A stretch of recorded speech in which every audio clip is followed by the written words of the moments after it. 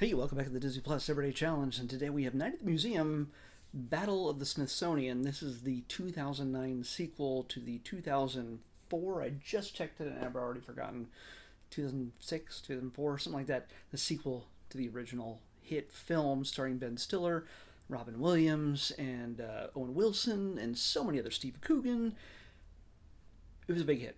And I know I saw that one, but this one I can't remember if I did see it or not. It just, like, if I did, it was, I don't know if I saw it in the theaters, or maybe it was just on TV or something, but I can't remember if I saw it. But I do remember seeing trailers for it constantly when I was in the theater for other movies, because Hank Azaria plays the bad guy. Yes, the guy who is most famous for all of his voices in The Simpsons, including Chief Wiggum, the comic book guy. Uh, just he does a lot of voices.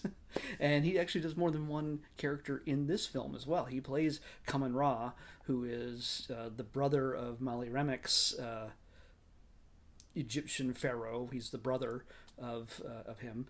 And he only has a very small role in this. A lot of the characters from the first film have a much reduced role in this. While some play integral parts, like Owen Wilson, Robin Williams' role is in this is maybe 3 scenes total, beginning, middle, end, and basically almost 2 versions of the same character. But Hank Azaria, who plays the villain in a very comedic, very just weird, saucy kind of way, he also does the voice of Abraham Lincoln and the Thinker, the statue that you see in the film. Because yes, they move from the museum where we find Ben Stiller in the first film. Larry is his name, Larry Daly. They start moving. They start closing down the museum, which is in New York City, the Museum of Natural History. Which if it's the same one I'm thinking of, yes, I've been to that one. It's right along Central Park. They start shutting that down for whatever reason, start closing off some of the exhibits. They really, by the way, they do a fairly good job of moving the plot along, not getting too bogged down in the details. They're just like, oh, here's a reason for that, here's a reason for this. Ricky Gervais is kind of the manager. I can't remember if he was in the original one or not. I imagine he was. But he's the guy who's running the place, and he gives a pretty succinct description as to why they're taking away a lot of the exhibits and shipping them off to the Smithsonian. Larry, by the way, has gone on to fame and fortune selling a lot of his inventions on infomercials, where he gets George Foreman to help him sell the glow-in-the-dark flashlight, things like that. So he's gone on to fame and fortune after the original one. He's quite an innovator, even if some of it's kind of dorky. It's the as seen on TV kind of stuff, basically, which are innovative, but done in a way that has a kind of a limited appeal. So anyway, Larry decides, when he finds out that all of his friends who come to life at night thanks to the tablet that Rami Malek's, I can't remember what his character's name was in the original, but anyway, the special magical tablet that makes them all come alive at night.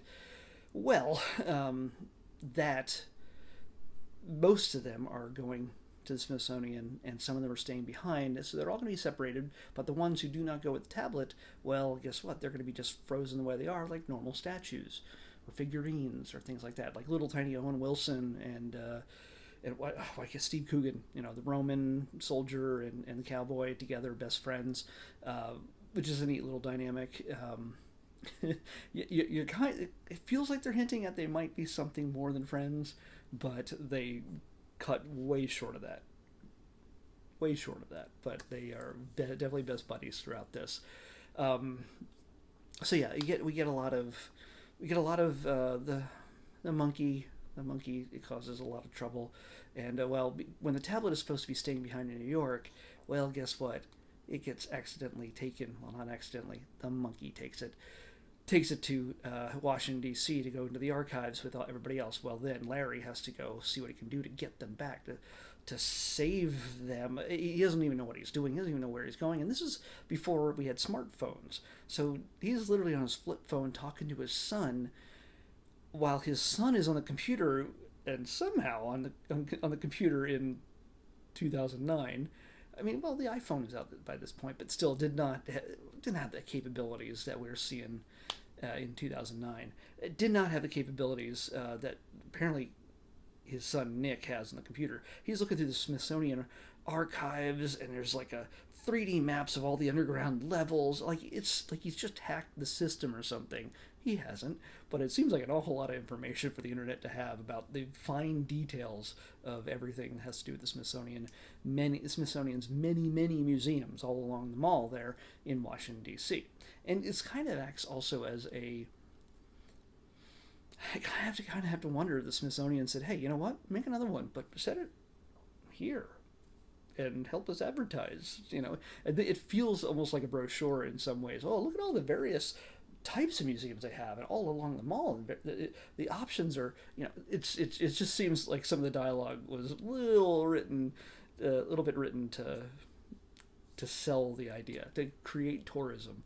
Now, I'm not going to take a poop on the writers at all, because I love the writers, Thomas Lennon and Robert Ben Garant, who you might know as two of the main cops in Reno 911.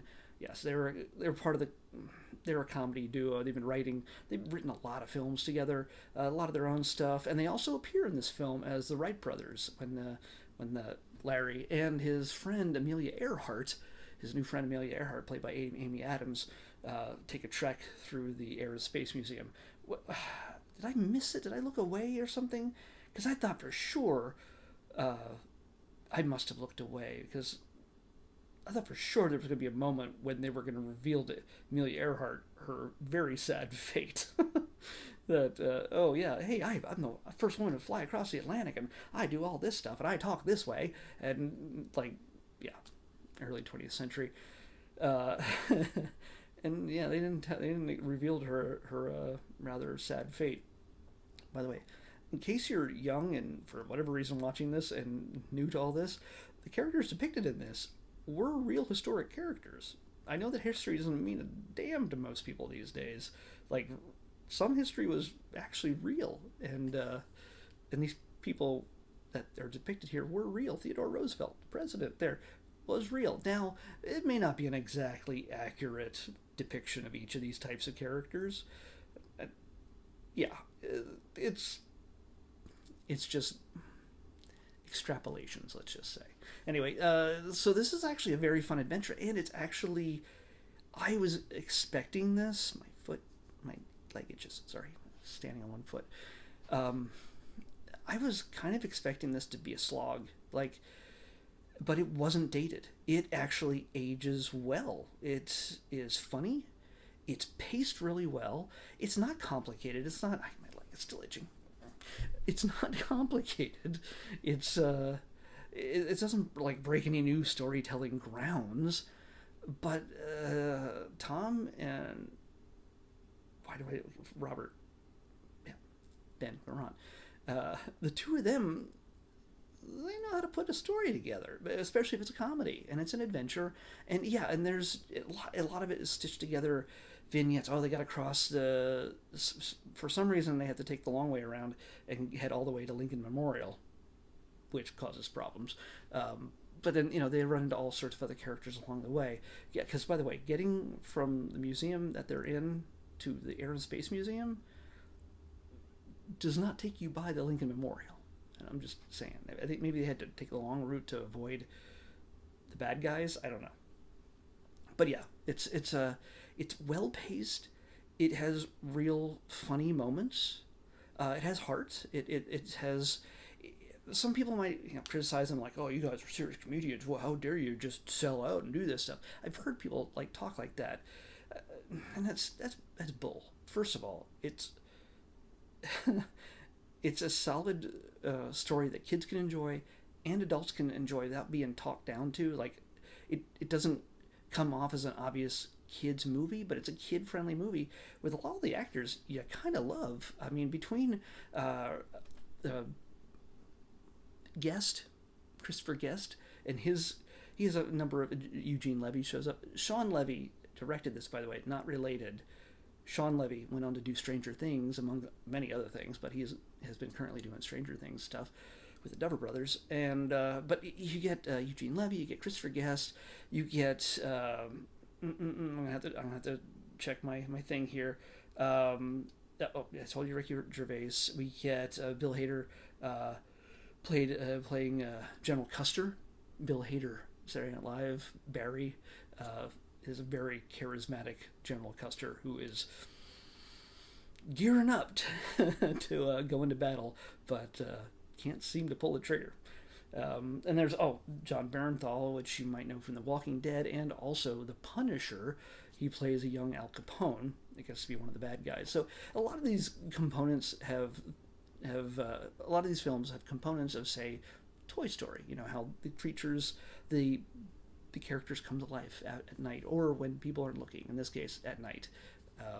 You have kind of a superhero element where you have common villains joining up, teaming up to face off against common good guys in history. Now, there's a thing where, like, the nerdy part of me wants to go, and which is a lot of it, really. It's mostly nerd. So part of me wants to go, hey, how do these characters reconcile?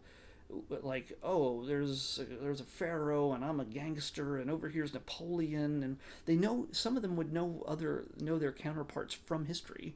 It's not like Al Capone is completely stupid. He knows who Napoleon is. He probably knows that back in the early 20th century, there was tombs being opened all the time over in Egypt. So there was like a big mummy craze at the time. So it's not like those characters wouldn't know of each other. The older ones wouldn't know anything about Al Capone, but nobody kind of questions their existence. Like, how are we in a museum in the 21st century? None of that, because normally they stick within the confines of the museum. Well, in this case, actually, for a lot of them, this is the first time they've come to life because the tablet was in their vicinity. It's always been in New York, and it's not been in Washington, D.C. So yeah, that's my nerdy, nitpicky thing. But it's all right. It doesn't. It's questions that don't actually need to be answered for a story to be told. And I need to use this as a template for a lot of people who, when you're watching a Star Wars film or a Marvel Cinematic Universe film, and they go, well, there's plot holes. You didn't answer all the questions. How come we didn't see this before? And how do you make, you know what? You don't need to know all the information all at once. And people complain, oh, how did Snoke come to be so powerful? He came out of nowhere. We didn't know who he was. Well, you didn't know who the Emperor was either. You just took it. He was stronger than Darth Vader, and he was the boss. You didn't see him fully until Return of the Jedi. So, anyway, I'm on a tangent. I should be talking about Night at the Museum, Battle of the Smithsonian. So I highly recommend it. I didn't expect to say that. I didn't think I'd be going, oh yeah, this is something that you should watch. Speaking of which, while going over some of the details, they've made a sequel, and I imagine it's going to show up on Disney Plus, because it shows a 2022 release date, but I don't think it's been released yet. It's in post-production, I think. And it involves Nicky, Larry's son, deciding whether he wants to become a night manager, a night guard again. Well, not again, like his dad. So I don't think we see Ben Stiller in the sequel. But we do see a few familiar faces returning to it. I won't say who, but I'm sure I betcha Disney D23 Expo might have a few sneak peeks at it in the coming next month.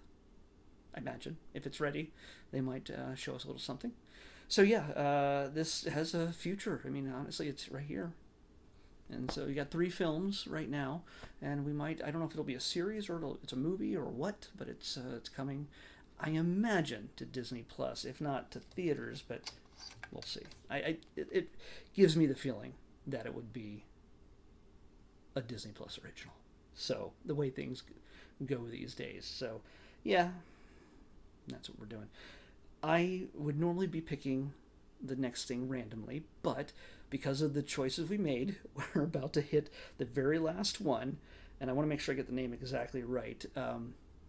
on the 999th episode, when picking the 1000th episode, I wanted to make sure it was something that was very Disney. And so we took a few random shots at things that were rejected until we came across Beauty and the Beast, the 2017 version, for the 1000th episode. And I promised that the ones that I picked and didn't choose would be watched afterwards. And that's how we got today's episode. And tomorrow's episode is going to be... Come on. Oh, man. 1,000 is a lot to scroll through. Yes. Okay, that's right. Fancy Nancy, Fancy It Yourself. This is I think it's a series of shorts. So we'll probably watch at least one. I don't know how many they are, and I don't know how long they are, but we'll see. So Fancy Nancy, Fancy It Yourself is what we're watching next on the Disney Plus Everyday Challenge. Did I almost say channel? Oh, man. I've done too many of these. All right, I'll see you back here tomorrow with that.